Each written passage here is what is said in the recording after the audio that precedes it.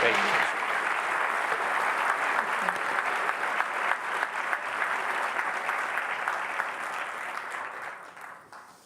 I want to start off with the title of my talk, the clash between the Sunni and the Shia Muslims across the Middle East. I would take objection to the word clash. I think it's a little too harsh in describing the situation that we are in. And rather than calling it a clash, I would like to suggest that what it is really a contest. And it is a contest that the Shia are mounting vis-a-vis the Sunni establishment across the Muslim world. Now, a contest will inevitably, or most probably, create a clash, but I don't think we are in the sense of a clash, and certainly not in a theological clash. It is more, as I will try to show, a context of power and a contest over politics. Just to make this point clear, I would like to go back to ancient history and talk about the origin of the schism in Islam. The Muslim Ummah diverged immediately after the death of the Prophet Muhammad in 632 AD, and the cause of the divergence was not over theological or doctrinal issues, but over the issue of succession to the Prophet Muhammad. Who should follow Muhammad in leading the Muslim Ummah? A very large and influential group of the companions of the Prophet decided that it should be a certain number of companions whom they identified that who should become the caliphs after the Prophet Muhammad. A smaller group contested this decision because they felt that the proper inheritor of the mantle of the Prophet was his cousin and son-in-law, Ali ibn Abi Talib, Imam Ali. This dissenting group in Islam, which believed in the succession of Ali, came to be called the Shia of Ali, i.e. the supporters of Ali. And the split in the direction, the political divergence, began from that moment. Now, this was intensified in 680, when the son of Ali, therefore the grandson of Muhammad, Imam Hussein, again contested the leadership of the Muslim community, and this time against the Caliph Muawiyah, who was an Umayyad. And in that contest, Hussein was rather brutally killed in 680. He and his followers and his family were butchered by Muawiyah and the Umayyads, and this finalized the rift between the Shia and the Sunnis in the Muslim world. I'm bringing this up to say that this schism, this split, was not over theology, was not over doctrine.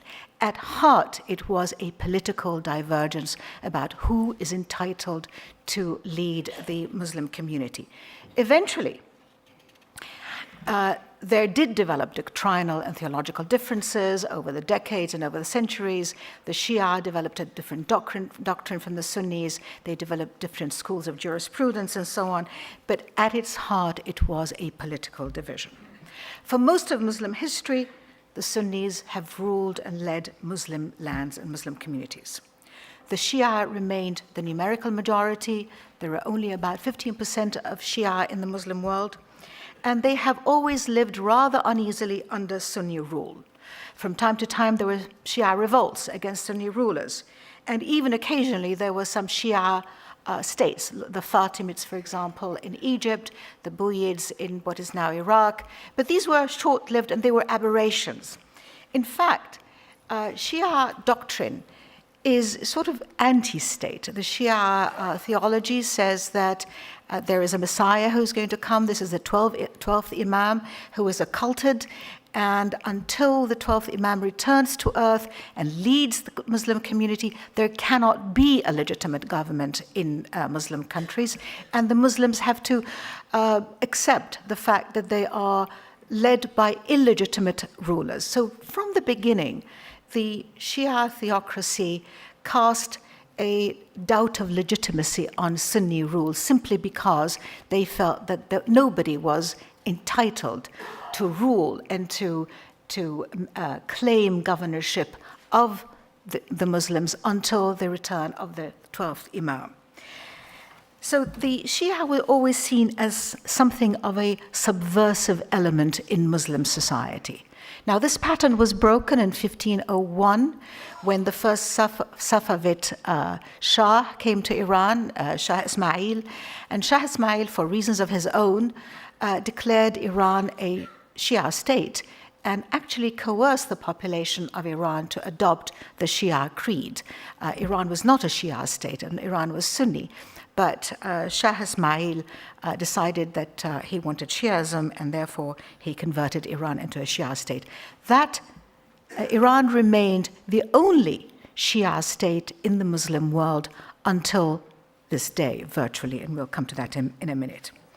So the Sunni view of the Shia is that they are unorthodox, they are subversive, the religion of the Shia is dubious, and their allegiance is even suspect, since historically the Shia are accused of looking to Iran for protection and for sustenance.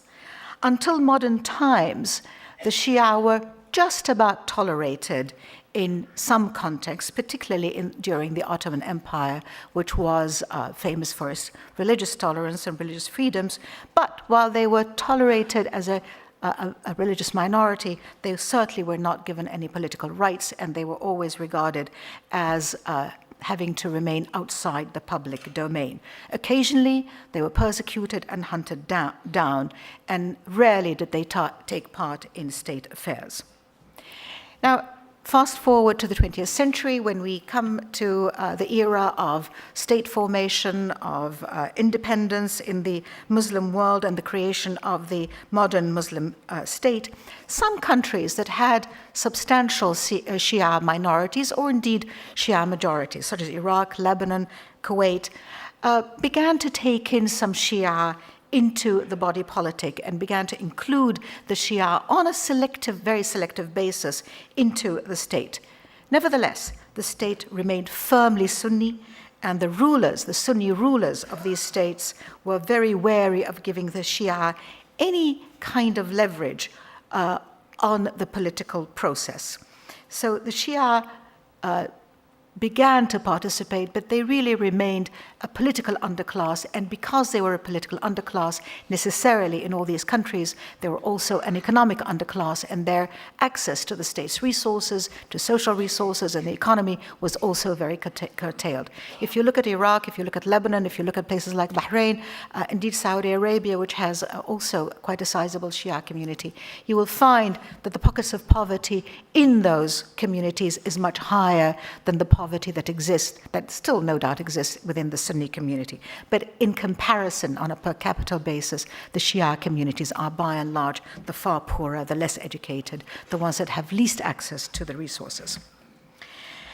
The issue of Shia disenfranchisement, the Shia exclusion from politics, and the Sunni suspicion of Shia motivations, of the Shia worldview, and so on, created even more importantly than theological differences, created differences in identity and self-perception. The Sunni identity in the Arab and Muslim world became the identity of the dominant class, the natural rulers who are entitled to rule. The Shia identity, on the other hand, was the identity of the underdog, the excluded, occasionally the persecuted, and the poor. So the difference in identity has really become the defining issue in the relationships between these two communities. There was a Shia awakening in the Muslim world in mid-century. Round about the 1950s, early 1960s, particularly in Iraq, there arose a group of Shia clerics, including Muhammad Baqir al-Sadr, not the Sadr who is now in Iraq, not Muqtada Sadr, but a close relative of his, who wrote a great deal about Shia politics, about Shia philosophy, about Shia economics. He and others like him spearheaded an intellectual revival and modernization of Shiism, and tried to transform the Shia identity from the identity of the undertrodden to an identity and a self-perception of people who had rights, who had a claim on their society, on their economies, and on their state. By the 1970s, this movement in Iraq had developed and was beginning to challenge the Ba'athi state that existed then. Not only did it develop, but it actually spread into Kuwait, into Bahrain, and importantly, into Lebanon. A number of events helped strengthen the launch of this new Shia awakening, events which were detrimental to the Shia, but ended up strengthening them enormously. The first one was, of course, the triumph of the Islamist revolution in Iran in 1979, and the rise of Khomeini and Vilayat al-Faqih, and the kind of launch of triumphalist Shiism in Iran, which spread across the whole Middle East. This was one factor. Associated with this development was the panic that seized the Iraqi regime under Saddam Hussein from this resurgent Shiism in Iran, and the consequent expulsion of thousands of Shia from Iraq to Iran, including many Shia clerics, and of course the Iran-Iraq war, which also caused a lot of Shia to flee to Iran. Iran embraced these Shia and in fact was instrumental in creating and nurturing very powerful Shia Islamist movement from these Iraqi communities that took refuge in Iran. And the third element was what happened in Lebanon, which was the civil war that started in 1975, but which kind of metamorphosed in 1982 with the Israeli invasion of southern Lebanon. And in southern Lebanon, you had a majority Shia population, which absolutely fit the classic identity of Shiism in the Arab world, in being poor, in being dispossessed, in being completely exiled from the public arena of life, of public life in Lebanon. These were the Shia communities that took the brunt of the invasion of Israel in 1982 and gave rise to the formation of Hezbollah in Lebanon with the assistance and the encouragement and the support of Iran. This is not to say that there wasn't a Shia movement in Lebanon.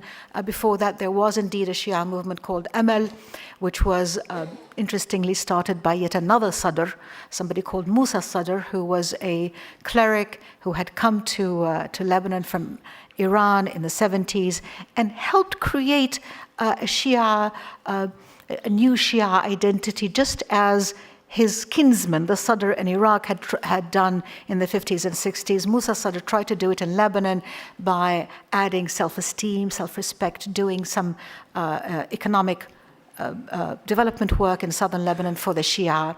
The story of Musa Sadr is not one I want to get into, but there was a Shia movement called Amal that eventually Hezbollah split off from, created a much more radical Shia movement, and today it is Hezbollah in Lebanon that is the force to reckon with. All of these Shia movements are in fact contesting. They are political movements, and they are contesting the traditional power definition of the state in the Muslim world, certainly in the Arab world. The state which is Sunni, which is Arab, which is Sunni, and which is perpetually so by definition. The Shia movements that we're seeing today are raising up a banner and saying, well, maybe let's wait, let's look at this again. Why is it so? Why is it that in Iraq, where we have a Shia majority, we have always had Sunni rule? Why is it that in Lebanon, where we have a Shia plurality, the Shia are still their numbers are not recognized. In Bahrain, they're a majority. Again, the rule is Sunni rule. So this is the contest, this is a challenge that the Shia are presenting to the state. Now, because the Shia clerics in Iraq and, of course, in Iran, undoubtedly, and to a certain extent in Lebanon, provided the intellectual underpinnings of the Shia political movement and the Shia revival and the Shia sense of greater dignity. And because Khomeini's Iran provided indispensable support to these movements, the character of political Shiism became fused with Shia Islamism.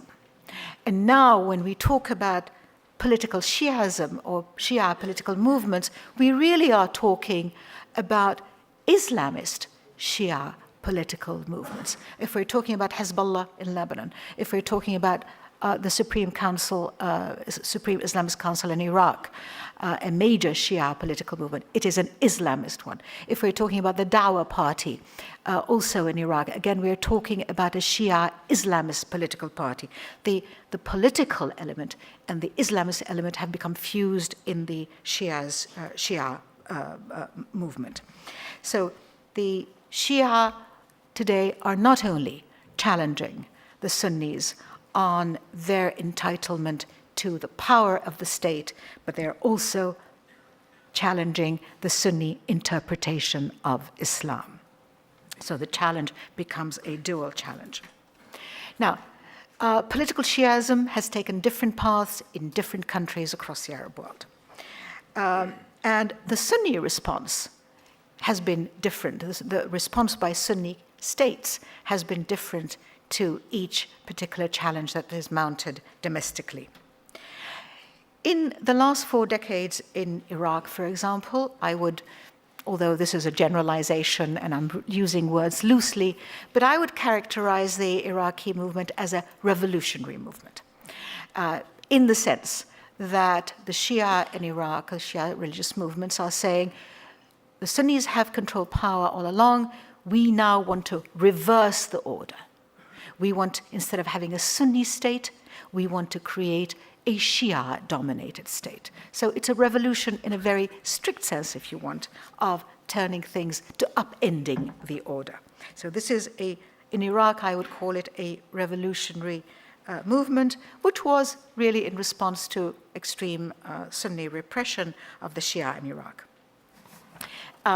If you recall the 1991 Shia Uprising in Iraq, in which that followed the first Gulf War, and that the Ba'ath regime in Iraq responded to with unprecedented violence, really. Tens of thousands of Shia were killed in southern Iraq, and many of them, there was another exodus to Iran. But that was, in a sense, the point of no return for the Iraqi Shia. And when they did go back to Iraq in 2003, they were determined that never again would they have Sunni dominance of the state, because they are afraid that any new Sunni state will repress them and oppress them as the Ba'ath regime did. In Lebanon, we have a different situation. Again, I will oversimplify, but the Shia political religious movement that spawned Hezbollah was very closely related to the conflict with Israel and the fact that the majority of the Shia population existed in the south and that they were the ones who were affected by the Israeli invasion. Hezbollah came to power in the name of liberating southern Lebanon from Israeli occupation. And therefore, I would call the Hezbollah movement a liberationist movement. Now, of course, they are much more so than just a liberationist movement, and in fact, Israel has gotten out of most of Lebanon, and the issue of Shab'a farms is a slightly, tangential issue, and yet Hezbollah is still a big force in Lebanese politics. Still, in its essential construct, Hezbollah still sees itself as a liberationist movement, although now it is firmly entrenched also in Lebanese politics and is also a contestant for political power. The interesting relationship here is to look at Hezbollah and Hamas. Hamas is a Sunni Islamist liberation movement in Gaza and in the Palestinian territories, and the Hezbollah relationship with Hamas is very, very strong one and a close one because of this shared vision of what it is to be Islamist and to champion an Islamist cause, in this case Palestine, or an anti-Israeli cause. If we move further south, in Bahrain, you have a majority Shia population, but a Sunni state. And the Shia in Bahrain went through a rather difficult era in the 1990s in which state repression was very powerful. The Bahraini Shia have opted to work through human rights channels and to ask for freedoms and political rights and civil rights on a human rights platform. And the Bahraini government has been reasonably responsive. There is sort of ebbs and flows in the relationship between the state and the Shia community. There are, steps forward and steps backwards, but on the whole, it has been working out through sort of human rights and constitutional means. In Kuwait, the Shia community is about 25% and is perhaps the best integrated Shia community within a majority Sunni country that is ruled by, of course, a Sunni government. Kuwait is perhaps, it's quite different in its structure from other Arab countries in that respect. And I think the war in 1991 was a great catalyst for creating a Kuwaiti identity that managed to transcend Sunni Shia differences and divisions. So Kuwait is a special case. We come to Saudi Arabia, where the Shia community forms about 10% of the total population, but it is a strategically located 10% because they're right on the eastern coast, which is where the oil fields are. And indeed, in the 80s, there were issues about the Shia community being influenced by Iran and being instigated by Iran to perform acts of terrorism within the Saudi state. But things have moved on since then, and again, the Shia in Saudi Arabia have followed a human rights agenda, have been arguing for rights on and freedoms of worship and so on. But the situation of the Shia in Saudi Arabia is perhaps the most difficult of the entire region, because the Wahhabi Salafi faith, which is strongest in Saudi Arabia, is adamantly and intransigently opposed to the Shia. The Saudi scholars have often issued fatwas against Shiism, and I wanted to just draw attention to one very interesting fatwa that had reverberated enormously because of the context. In 2006, when Hezbollah was fighting Israel in southern Lebanon, in the summer of 2006, there were questions posed to a very senior cleric in Saudi Arabia called bin Jibreen on whether the Muslims could rightly support Hezbollah and pray for Hezbollah. Hezbollah at that point was acquiring incredible status in the Arab world, even among ordinary Sunni communities, from the Maghreb to Egypt to way out in Pakistan, as being the champion of the Muslim cause against the enemy Israel. And ordinary Sunnis would hang the pictures of Hezbollah's leader, Hassan Nasrallah, in their homes, in their offices, on their cars, and so on. And the Saudi cleric bin Jibreen was asked if it was legitimate, it was permissible to support and pray for Hezbollah. And bin Jibreen said, absolutely not. Hezbollah is a Rafida, and I'll explain that term in a minute. A Rafida movement, it's a heretical movement in Islam. Rafida means rejectionist. So it's a heretical movement in Islam. They are apostates. They have rejected Islam, and they are illegitimate both as to their religion and as to their pernicious influence on Muslim communities around the world. It is not permitted to support any Shia movement or political leaders either in Lebanon or in Iraq, because they are undermining the Muslim communities there. This was an absolutely extraordinary statement by a very senior cleric, and the reason it caused such a furor in the Arab world is because, as I said, Hezbollah by then had acquired hero status in the Arab world amongst Sunnis as well as Shia, but also because there was a strong suspicion that bin Jibrin, who is said to be close to the Saudi ruling family, was expressing what may well be a view by the Saudi royal family. We don't know if that is true, but certainly bin Jibrin speaks for a lot of Saudi Wahhabi Salafis in the Middle East. And the problem of Wahhabi Salafism versus Shiaism is becoming exacerbated with time, because the Wahhabi influence in the Arab world is extending, just as you are getting an increased Shia revival and Shia demands for self-recognition and for political participation and for a political role in the Muslim world.